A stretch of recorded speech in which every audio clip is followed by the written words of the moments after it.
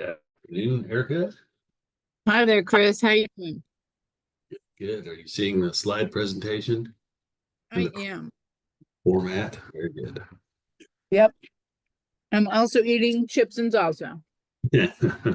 Sounds good. So I'm gonna hold off until after this to eat. good thinking.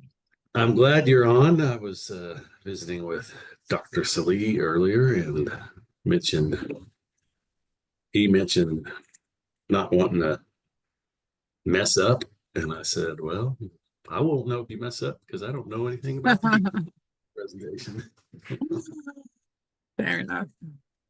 Yeah, we've done that before. We're still here. We're all right. Messed up once or twice. Absolutely. Yeah. I'm going to pull up the RFA. Um, oh, Awesome. what? That's ridiculous.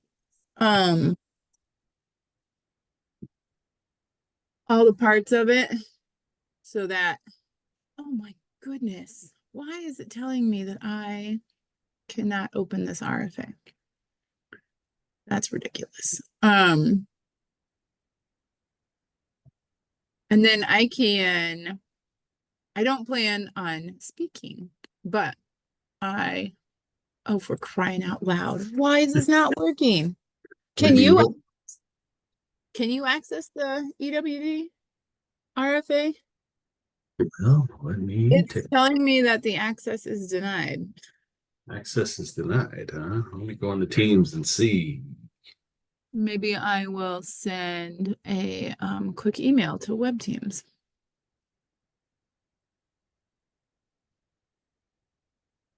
Here we go. Sure that Jeff mentions Shelly Bright if she's on today.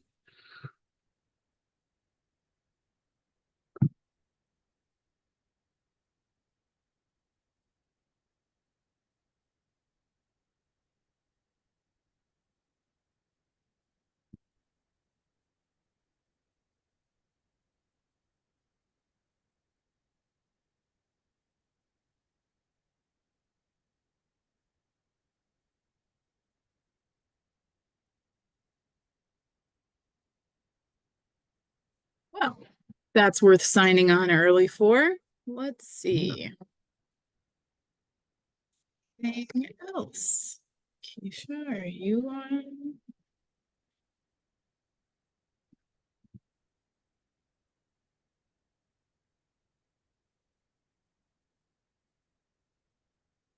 Have you found it yet?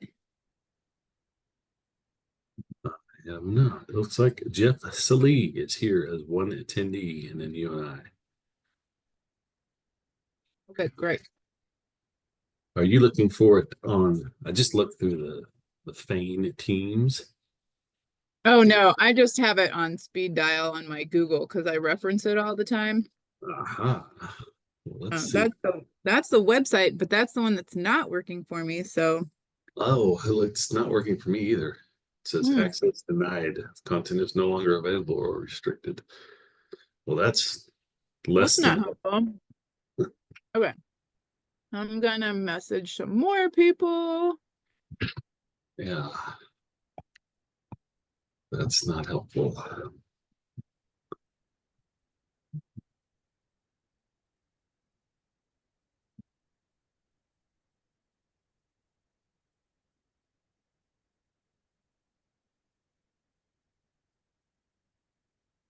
Um, let's see.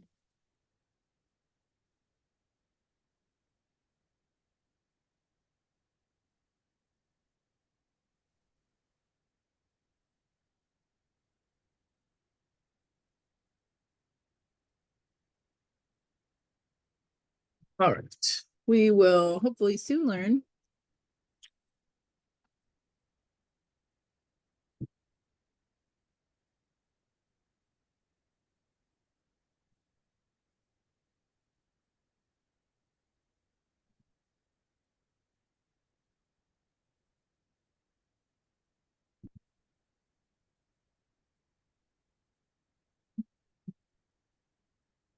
Right. Accommodations has joined us. This meeting is being transcribed.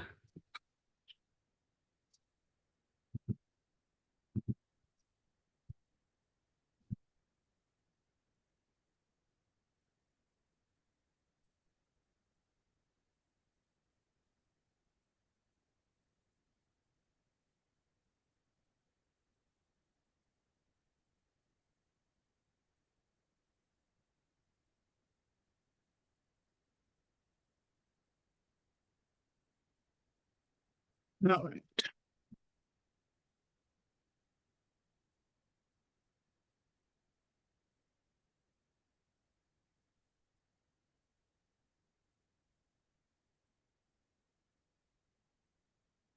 Okay, well, there are a couple of people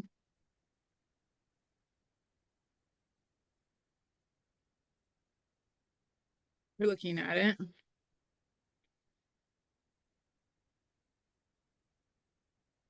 Technical difficulties. Yeah. Oh, wait, is Jeff Salee here? Well, he was, so it looks like he stepped it. He left. Hello, RE accommodations. Are you, what kind of accommodations are you providing? Do you need the captions? Hi, good morning. This is Danielle, the captioner. Okay, wonderful. Chris, do you know how to coordinate captions? Tell me what you need me to do. Do I need to make you a Mm. co-host? That's the tricky part, is sometimes I can't remember what to do. So let's see. So we're going to have change role to attend, no, not to attendee, sorry, to panelists. So keep it that way. And then on the little up caret on the show captions, I think we can go to caption settings. Hang on, wait for it. That's not quite what I was looking for. And I don't see what you're seeing. Oh, you don't? I'm sharing my screen, so all I can see is the presentation. Well, the bar of controls for Zoom. The bar of controls, audio, video, participants. Yeah. And then there's the CC closed captioning.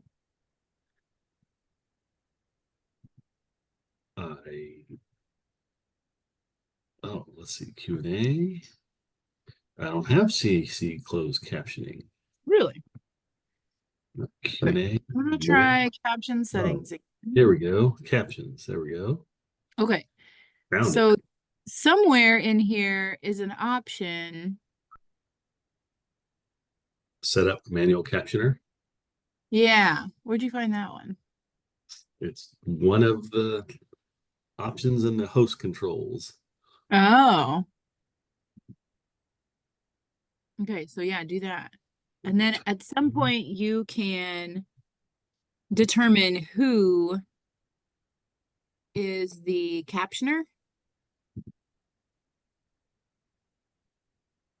And that's what you want to do, is set RE accommodations to captioner. I'm going to promote Jeff Salee to a panelist. And hi, this is Danielle, the captioner again. Yes. When you do go ahead and select the person for captioning, the one that's muted is what I'm trying to say, is the one that's showing as maybe my iPhone, or there's no audio coming from it. Yes. That's the one you'd want to assign as the captioner. Okay. Thank you for that tip. You're welcome. They both have the same name on my screen, I presume, for Chris as well. Okay. Set up manual So captioning. the one that's not, the one that has a microphone muted, that would be the one. Okay. Are you having any luck, Chris?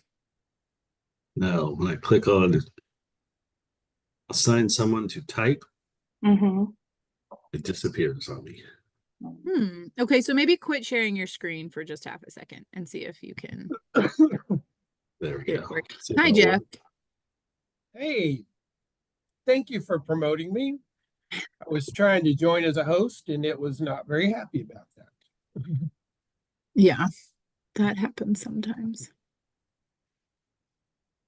But I have a new password. I got lots of good stuff. I'm Okay, so here's the tip for that, Jeff. And I was eating chips and salsa, but then things weren't working, so I'll turn my video on now. But so the next time that happens, open up your Zoom, the application on your desktop, and then just take the meeting ID and plug it into the join box, and then you don't have to reset and sign in all of that stuff. And I did that, but it still stuck me as an attendee. So I could like hear you all and see whoever was talking, but I couldn't interact in any way.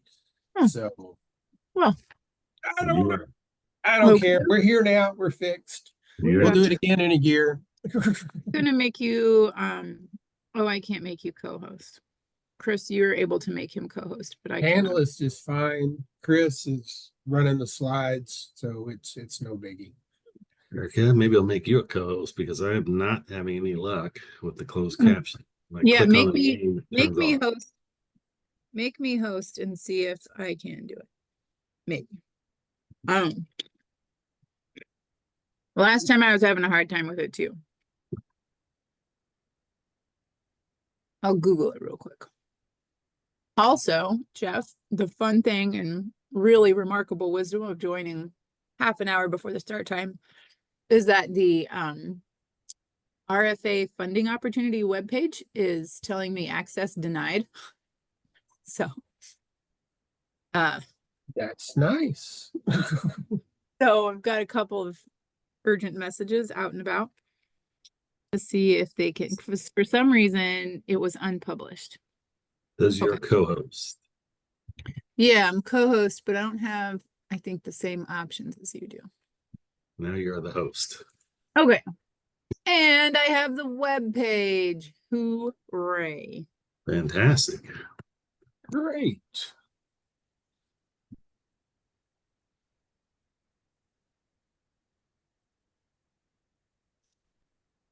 You have closed captioning control. I'm getting there. Okay.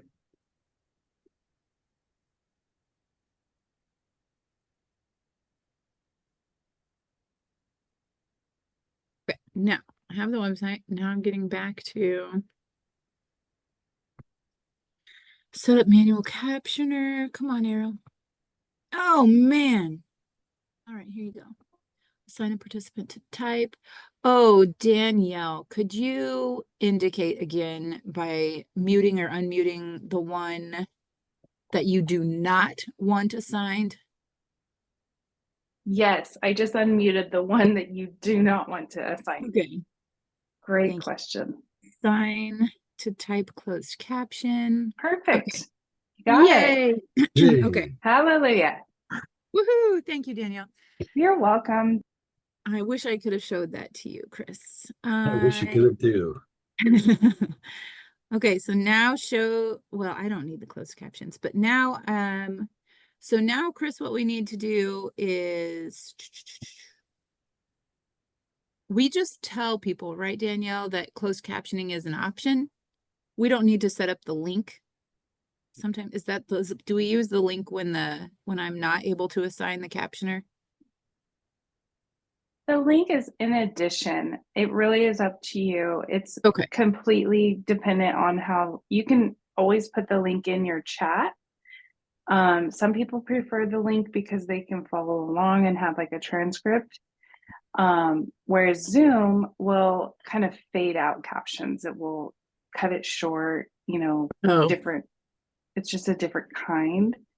So if like somebody wants to go back and reference something, that link is really a nice way to be able to do that. Okay. Okay. So if I copy the API token, you don't need to do that.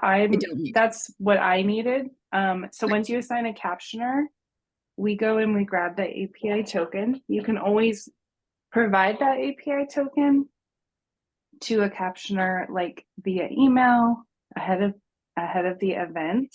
And then like none of what you just went through would even have to have been done. Oh, what do Hey, you know? we're learning something new.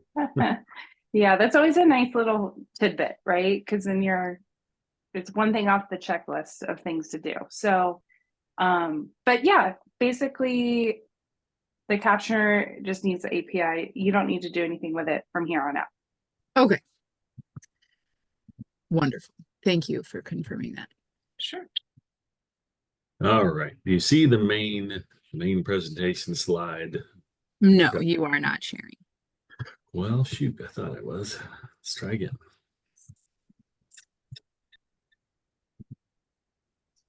I'm going to make a quick copy paste tool for myself so that I can say hi and welcome, and here are the links that you need. And then were How about you that? that looks great. Were you planning to record the question answers? No, we're not planning to record that. Okay, so we'll stop recording at the question answer moment. And I am okay if you are okay with I can type responses to the RFA, and Chris, you can verbalize questions to Jeff from the Q&A or the chat. Does that make sense? That should work. Okay. Does that work for you, Jeff? That works for me. I like it. Okay. Should run very smooth.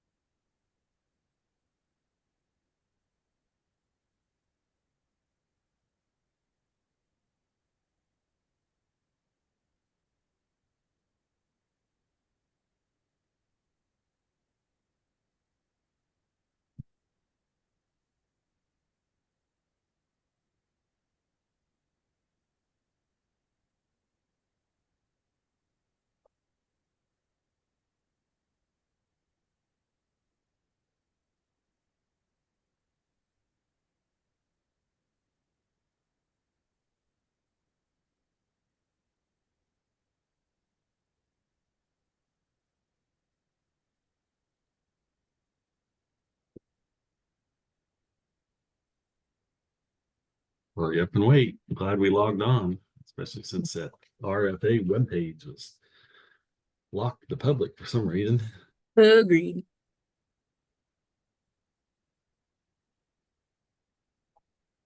Is it working now? I mean, I Yes. pulled it up. Yes. I don't know that it wasn't cached in my laptop. It is working. That was quick service of IT. Yes. That was the web team. Uh, They are great.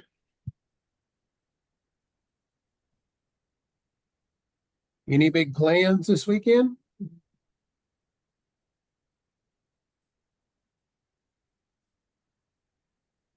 Chris is gonna write chapter 4. no, I wish. Chapter 3. It's a little shorter. Yeah, it's better than chapter 2 for sure. So this weekend, I want to admit to this, is my 40th. That's right. 40 class reunion. Hmm. Oh, how did that Hmm. happen? It will happen to you someday too. My 3-0 is coming up next year. Hey, Happened fast. Eric is not talking. I bet she's at 2-0 at the most. 15. Gosh. It happened fast. It seemed like I went to my 15th yesterday. I missed the 30th. Had to go to a funeral. It was actually in Salis. I was in the same town, so I saw a lot of people, but I didn't make it to the reunion itself. And I have mixed feelings about this. A bunch of old people. I want to go see them. I want to let them know how old I am. I don't think I am. They might look at me that way. I still see most of my classmates on social media from time to time, ones that I was close to. Yeah, still keep in touch that way some. But I don't ever go back to Salisal, where I grew up and graduated from. So I've been setting up. We have an attendee, just to let you know. We have someone in the audience while you're talking about high school reunions. Oh, Hello. can they hear us? Are they in the waiting room or are they listening? We're in the waiting room. Are we recording this? We are recording this. No waiting room. We're just waiting for 7 minutes to kick off the presentation. Well, welcome to our first attendee. It's awesome. We're glad you're here.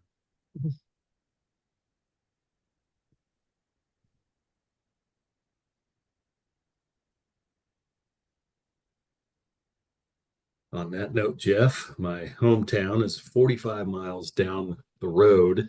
There's a highway that leads from the town I live in just about to my hometown. They are the Greyhounds is their high school mascot. This high school in the town that I live in, their mascot is also the Greyhound. It's funny how that works. Our mascot was the Salisal Black Diamonds. That's because we were a coal mining town. Strip mines is what it was. Their coal pits were all over the place. Full of water, good place to go swimming. Careful. Right. We have a lot of those too, but gosh, if you have to like snakes to swim in those strip pits. Yeah. Maybe we weren't very smart. Peabody Coal Company owned a lot of ground in rural Missouri until the 50s. Yeah. So that's the only time I've heard of the Black Diamonds. That was I thought you had actual diamond mines in Salisal, Oklahoma. No, you got to put the coal under pressure for a few years. Right.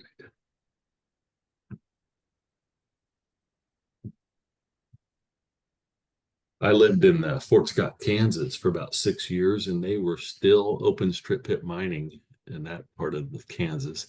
There was a mine in coal plant in Lacine, about 30 miles up the road. They'd haul the coal up by the semi load. By the truckload? Huh.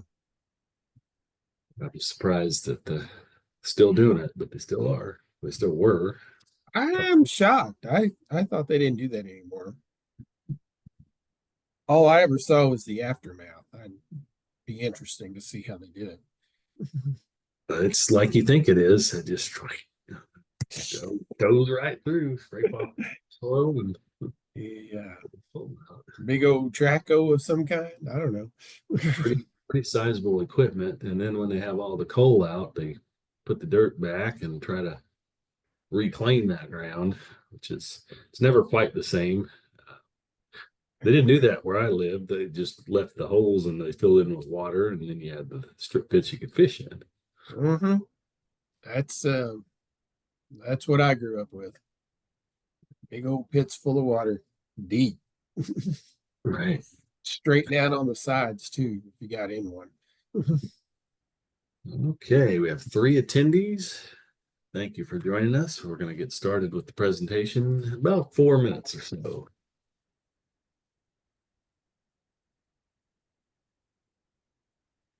We hope that all of you are safe from the storms and the hurricanes. Lots of rain on the East Coast. So we did get an email from someone whose internet was out today. And if you would like to watch this presentation again, it will be recorded. And it will be put on a link, should be put on the website for FANE. And it should be in the form of a YouTube video, I believe. That should be uploaded sometime, hopefully by the middle of next week.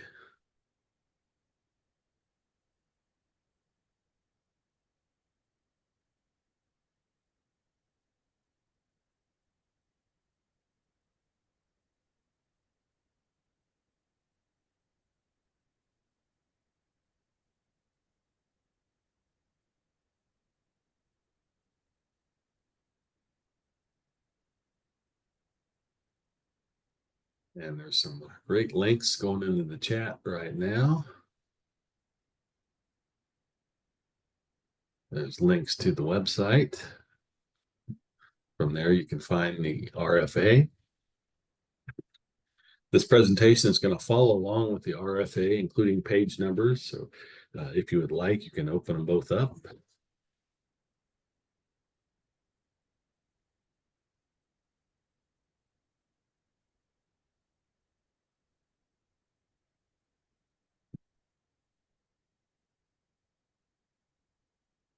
The attendees are slowly filing in to the meeting room. We'll get started in 2 or 3 minutes.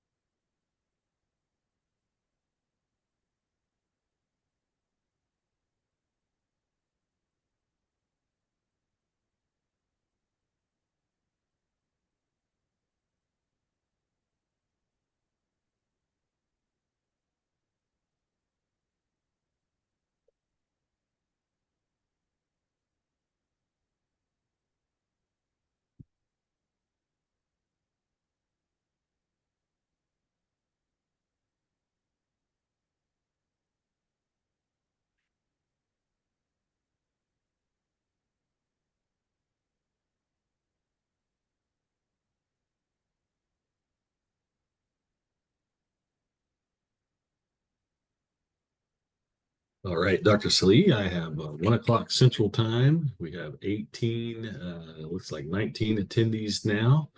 If you want to go ahead and kick it off, you can, or we can give them another minute or so. It looks like they're slowly trickling in.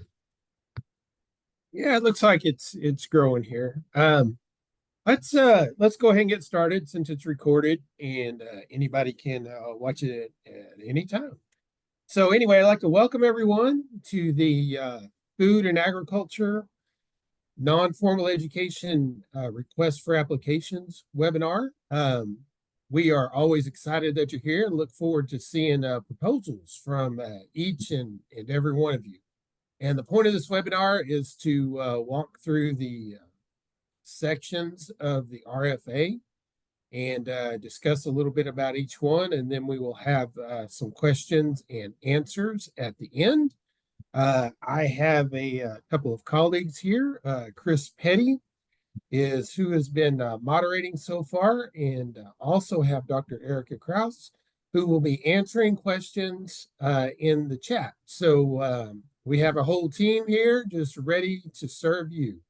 So Chris, let's move on to the next slide. All right. For the important stuff, this comes from the RFA. And I can't emphasize enough. Go read the RFA. And then once you hit the end of it, pick up a highlighter and start going and reading through it again. The best way to do this is to print it off, in my opinion, write all over it, hit it with a highlighter, mark the good stuff, and that way you will meet all the expectations of it. The program code for FANE, which Food and Agriculture Non-Formal Education, is A7801. When you open the RFA, there are several programs in there, but the one that we're focusing on today is called FANE, and it's A7801. The application deadline is December the 5th, 2024. So this December, you still got a few months to work on this, and it'll be due at 5 o'clock Eastern time, and that's when it cuts off.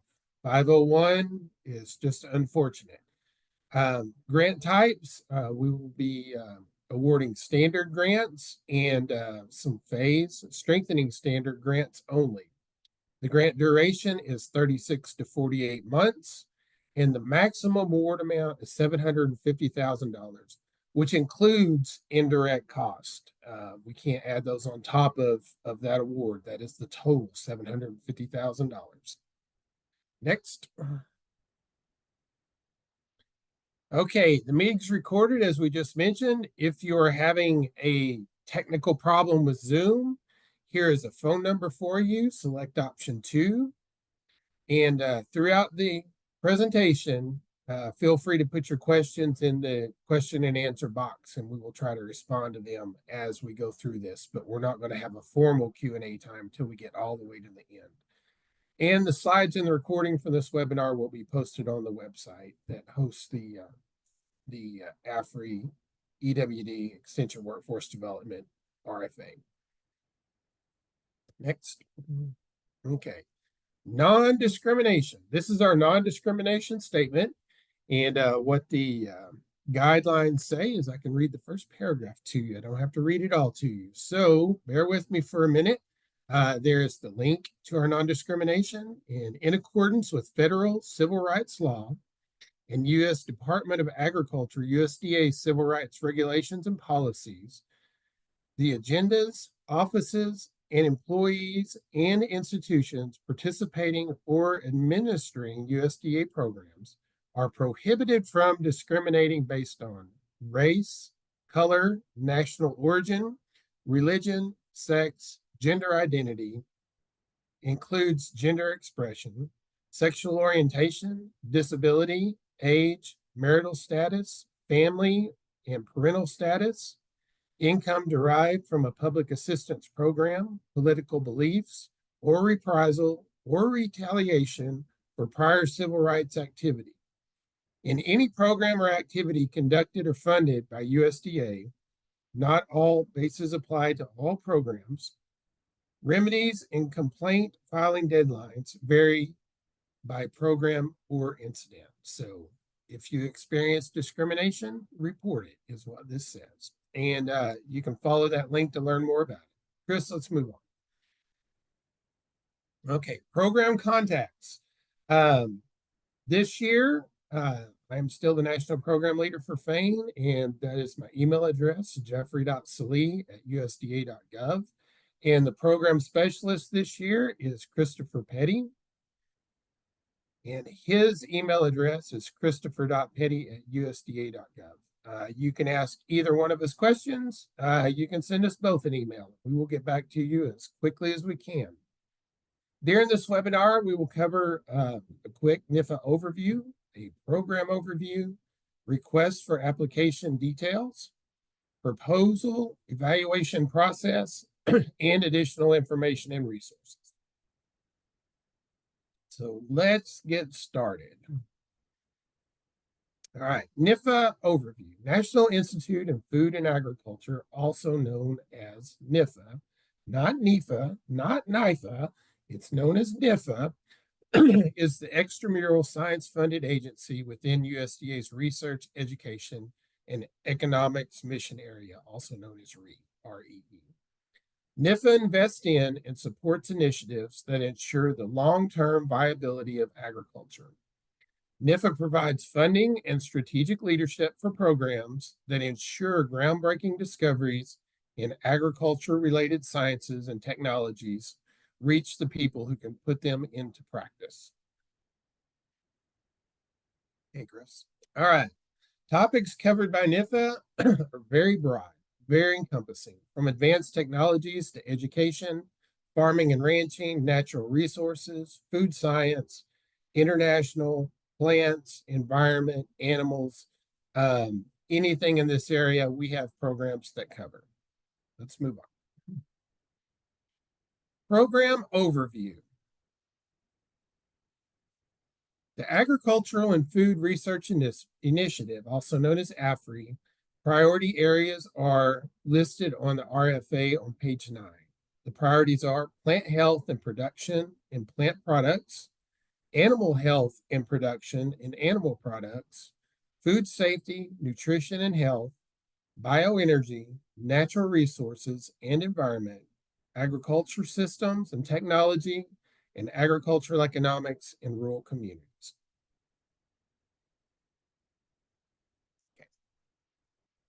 For updates to the RFA, which are listed on page 6, the RFA covers the FY24 grant application review cycle. So for the FY24 cycle, funding from the FY25 budgets will be used. So we call it the 24 cycle, but it's funding from the fiscal year of 25. Okay. AFRI Education and Workforce Development, EWD, you will see that a lot. It will be AFRI, EWD, FANE. On the RFA, pages 9 through 12. This RFA seeks to address projected shortfalls of qualified graduates in agricultural, food, and renewable natural resource sectors in the U.S. economy. So we want to use these programs to feed the pipeline. We want to keep youth coming into agriculture. FY24 has 4 overarching goals with the addition of special topics. Growing agricultural literacy and workforce development for the future, also known as PDAL, program number 7501, training or retraining of agricultural workers, AWT, developing pathways, which is what FANE A7801 is part of, and also research for undergrads. Our EEU A7401 is also about developing pathways into agriculture. And finally, advancing science, which is our pre and postdoctoral fellows programs, A7101 and A7201. Here's the important part. Total Extension Workforce Development Program funds is approximately $49 million. Additional projects submitted under this RFA will be considered should additional funding become available beyond the amount listed above. So that $49 million, approximate $49 million, addresses all the above. All the programs that are listed in the AFRI EWD RFA will be funded by that $49 million. That does not mean, please don't interpret it as FANE has $49 million, because we do not get that much. And also, another thing to note is the RFA is being released prior to passage of full appropriations for FY 2025. That's right, Chris. Okay. FANE, Food and Agriculture Non-Formal Education. Program priorities are to develop content and activities to enhance youth understanding of technologies that enhance the food and agricultural enterprise. These are examples. These are not limiting in any way. Gene editing, biotechnology, data science, artificial science, robotics, automation, and others. This list is to help get you in the ballpark of developing technology savvy youth. You are not limited to just this list. You could grab one of these, write a whole proposal on it, or you can do something more encompassing, or maybe you have another project area that's not on this list but fits in this range, and that would be welcome as well. Prepare youth to help meet the needs of future workforce through enhanced non-formal education modules. So part of this is to develop modules and curriculum that enhance non-formal education. Develop outreach materials that clearly communicate the demonstrated benefits of agricultural technologies and biotechnology. So again, outreach materials. Complement and build upon programs that have successfully demonstrated positive youth development strategies and outcomes.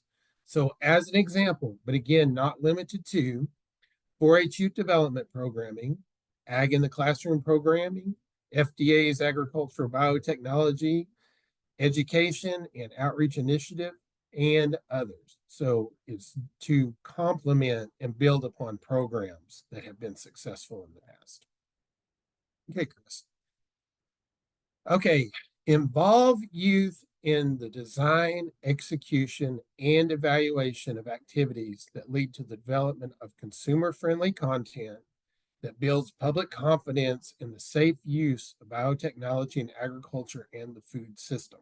Okay, that's not limited to just biotechnology, as I keep saying, but involve youth in the design, execution, and evaluation. I want to drill that in your head, that much right there. Involve youth in the design, execution, and evaluation of activities. So youth voice is very important in this program. Develop activities that cultivate interest and competencies in STEM and in food and agricultural sciences and support at least one of the 6 Farm Bill priorities of AFRI, which we went through earlier. Okay. This also includes a mentoring plan.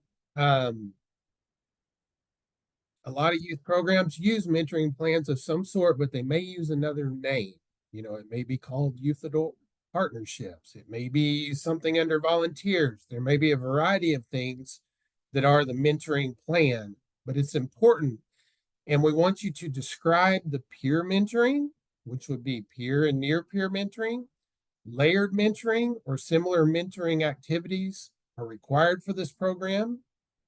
More detailed information regarding specific requirements of the mentoring plan can be found in the RFA additional information for Part 4C, FY23. We may have missed a year there, Chris. But anyway, look in Part 4C for more information on the mentoring plan. And PDF file in the attachments list on the AFRI resources page. See Part 4C, and you can find that information. But the mentoring plan should include the roles and responsibilities of the PD and co-project directors in managing the mentoring process. Okay. The mentoring plan should also include training for and/or credentials of individuals who will serve as mentors. For example, mentor training. Mentors may be experienced mentors from academia, industry, or government, or student peers at various levels who are expected to provide guidance. So it gives you some breadth here that what you can choose from.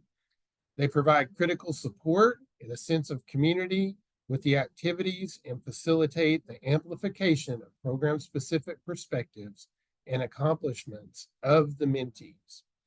A description of mentoring activities may include, but is not limited to, peer mentoring or layered mentoring, whereby a set of mentees are progressively mentored by others at a higher level in their careers. These activities should be incorporated into the overall project timeline. To share that part of the timeline. Okay, Chris.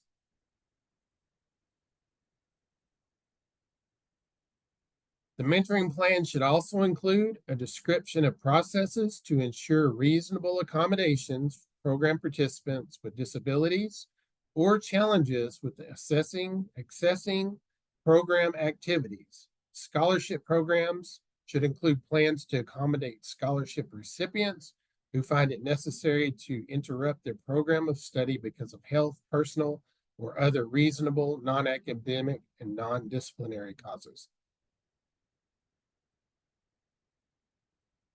Okay, we have 3 project types for FANE, and you can see the descriptions of these on the slide, but they're also on page 32 of the RFA. As I said, read it with a highlighter. First is education projects. These projects develop human capital relevant to overall program goals for U.S. agriculture, includes formal classroom instruction, because that question will come up, laboratory instruction, and practicum experience in the food and agricultural sciences. Extension projects conduct programs and activities that deliver science-based knowledge and informal education programs to people, enabling them to make practical decisions. And then integrated projects, which are a combination of education and extension, include at least 2 of the 3 functions of the agricultural knowledge system within the project. So, and that's limited to education and extension for FANE. It does not include research. Okay. Grant types and descriptions. Standard grants support targeted, original scientific research, education, extension, and integrated projects. We will be giving standard grants. And then strengthening standard grants, also referred to as phase or EPSCoR, will serve minority serving institutions, which are greater than 50% minority, small and mid-sized institutions, which are equal to or less than 17,500 students, and EPSCoR states, which is the established program to stimulate competitive research. If you don't know if you're in an EPSCoR state, you can look it up online. It's pretty easy to find, and you probably have an office on your campus that will explain it all to you, which is obviously the EPSCoR office. We accept new applications, and we will accept resubmitted applications with the explanation of how you addressed reviews and how you address the issues brought up in past reviews. So the description of these grant types are on page 32 of the AFRI RFA resource page. Okay. Eligibility for single function projects. So what this means is if you are planning on submitting an education only project or an extension only project, it is very broad who can apply for these. State agricultural experiment stations, colleges or universities, including junior colleges offering associate's degrees or higher, university research foundations, other research institutions or organizations, federal agencies, national laboratories, private organizations or corporations, U.S. citizens, nationals, or permanent residents, any group consisting of 2 or more of the entities identified above. And maybe the most common question I get about eligibility is, are public foundations allowed to apply for this? If they're, yes, is really what it amounts to. You know, we're going to be looking for things that relate to the project, you know, are STEM related, youth development related, serve, you know, our audience. But yes, foundations are allowed to apply for this. Okay, integrated projects, much more narrow in who can apply for an extension and education project. Colleges and universities. All land grant universities and institutions, all 1862, 1890, and 1994 land grant institutions are eligible to apply, plus Hispanic serving agricultural colleges and universities. So the limitation here is really in that first box, colleges and universities. Application submissions, duplicate or multiple applications. This is another common question that comes in. Submission of duplicate or predominantly overlapping applications is not allowed. Duplicate or predominantly overlapping applications are not allowed. NIFA will disqualify both applications if an applicant submits multiple applications that are duplicative or substantially overlapping to NIFA programs within the same fiscal year. So there's your catch right there, within the same fiscal year. For those new to federal financial assistance, NIFAs Grant overview provides highly recommended information about grants and other resources to help understand the federal awards process. Okay. Budgeting, just the basics. Page 19 of the RFA. What can go in the budget? Participant stipends and travel, provider personnel salaries, software, curricula, scientific instrumentation, science kits as needed for the program. Maximum amount again is $750,000, which includes the direct cost and can last for a project period of 36 to 48 months.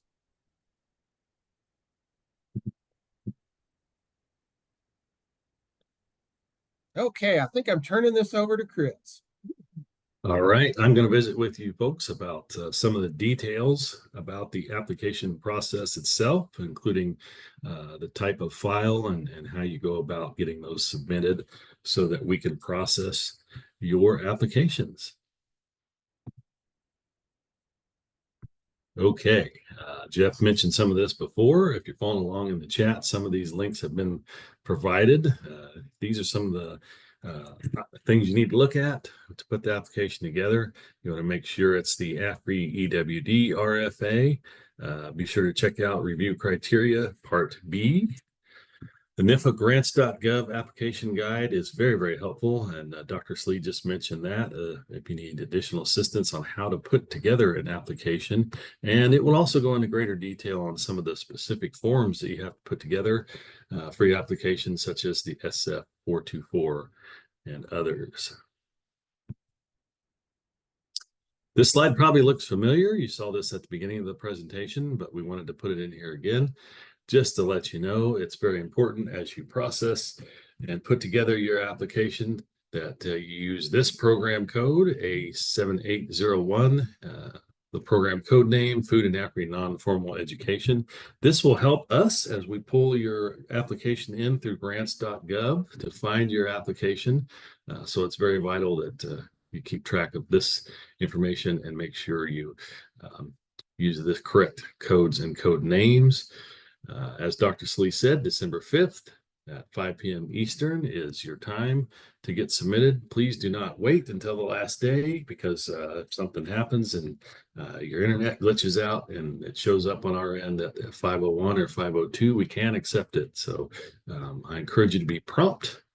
Phase and standard grants only, 36 to 48 months, as Dr. Slee said, and up to $750,000. Including your indirect cost. Again, just important basic information as you put together your application.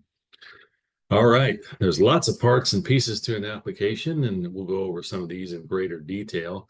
But as you can see here, some of the things that you're going to have to include in PDF form are your summary and your abstract, your project narrative. Pay close attention to that 10-page limit. You're going to need to include a bibliography, references cited, key personnel roles, logic model, a management plan, also a data management plan of how you're going to collect and protect that data that you are gathering through your award, facilities and other resources, biographical sketch, conflict of interest list, current and pending support, budget justification, and supplemental information form. So there's a lot that goes into an application. That grant guide that was mentioned in the previous slide can help you with that. The RFA, if you have that available, there should be live links in the RFA to places that will help explain what you need to do and how to put those together. All right. I'm going to start with the first one on that list that we just looked at is your project narrative. It's very, very important that you follow the page limits. If you've put together a NIFA grant before, sometimes these can be 10 pages or 12 pages. So be sure to, as Dr. Slee mentioned, highlight this so you know your page limit. There's a lot that you have to put in that project narrative in those 10 pages. So you want to be sure that you can get your justification for your project, your location, your key personnel, your host sites, your partnerships, whatever your approach is to your award. That includes your youth involvement, your materials that you may develop for curriculum, your plan of operation, your methodology. Evaluation and reporting is always very important. What's your timeline for that? What's your approach to doing those evaluating and reporting? And also your expected outputs. If you're familiar with the logic model, you know you've got your inputs and your outputs, and you need to give us a written inclusion of what those are going to be in your project narrative. Now, here's the caveat. Your outputs, if you put them in a table, it does not count against your 10-page limit. So if it looks like your narrative's running a little long, go ahead and make an output table, and won't count against you. Now, applications exceeding the page limit will be returned without a review. As I mentioned, it's very, very important to hold to that 10-page limit. Please do not send us 12 pages, no matter how great they are. We won't be able to review that. Grants.gov is the way that you will apply. We only accept electronic submissions. You can't mail us your application packet. Please look at the grants application guide. I believe that's available for you. There's probably a link to that. Actually, I know there's a link to that in the RFA if you need help. Application documents must be in PDF form. It does look like a lot of documents. There was a pretty sizable list, and those need to be separate PDFs for each one of those. So that also includes your budget justification and your narrative. Again, grants.gov may allow you to upload a Word document or another document, but we cannot accept those. It's got to be in a PDF form and 10 pages for your narrative. All right, that's some just a real quick overview of the parts and pieces of the application. Now I'm going to talk a little bit about what happens once those applications have come in. What's the proposal evaluation process look like? We are going to look at your evaluation, your proposal based on the evaluation criteria. You can find that criteria in your RFA. It looks like page 45. And there's detailed evaluation for each project type. So you want to make sure that your application matches the evaluation for that particular type. AFRI review criteria, EWD, funding year 2023. That looks like a typo. That should be 2024 for this year. But we're going to use the same appropriate evaluation type to review your applications submitted in response to the RFA and program priority. It may be a little bit hard to see, but there's a photograph on the right side of what that RFA page looks like. And part 5B, if you're looking in the RFA, it does explain to you what those evaluation criteria are that are going to be utilized to review your application. The process looks like this. We're going to check and see if your application meets the merit for scientific extension. Does it meet the objectives of the RFA? Is your methodology appropriate? Do you have a clear and understandable data management plan? Is there youth involvement? Does it measurably increase the number of youth and enhance ag literacy? Next, we're going to check the qualifications of personnel, facilities, and project management. Do you have the experience on your team to make this project work? Is the work original? Do you have the ability to carry it out? Is there a clear management plan? And are the funds adequate for the engagement? And then we're going to check and see if that application you've submitted to us has project relevance. The review team on panel day is going to check and see if the project is supportive of the program goals. Again, they're going to look at your methods for evaluation of performance, your documented outputs, outcomes, and impacts. That's what your logic model is going to tell us. We're going to see if it's sustainable after the grant period ends. Can you carry on this project? And are there perceived pitfalls or alternatives to address such? And if you have some perceived pitfalls, have you told us your methodology for addressing those should they arrive? Again, this slide gives us a visual of what the evaluation process looks like. We're going to take those applications and we're going to assign them to at least 3 reviewers. These are experts in their field. We're going to ask them to look at your application, and they are going to produce an individual review of each application they review, and they're going to list out your strengths and your weaknesses.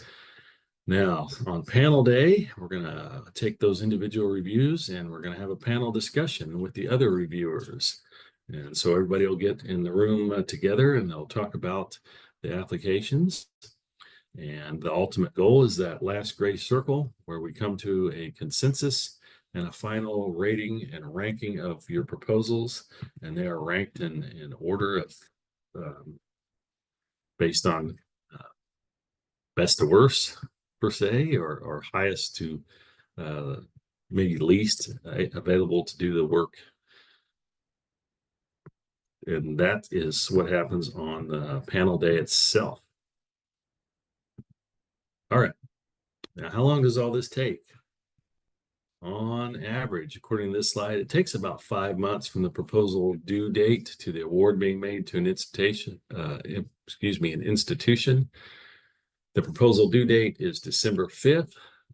So that's an average number for USDA NIFA, about 5 months. I will say that this program is the last one to get processed through USDA NIFA, so it may take a little bit longer.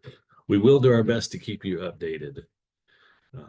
Again, proposals due December 5th, a 2 to 3 month peer review time period, and then 1 to 2 more months after they've been awarded before the award gets to you.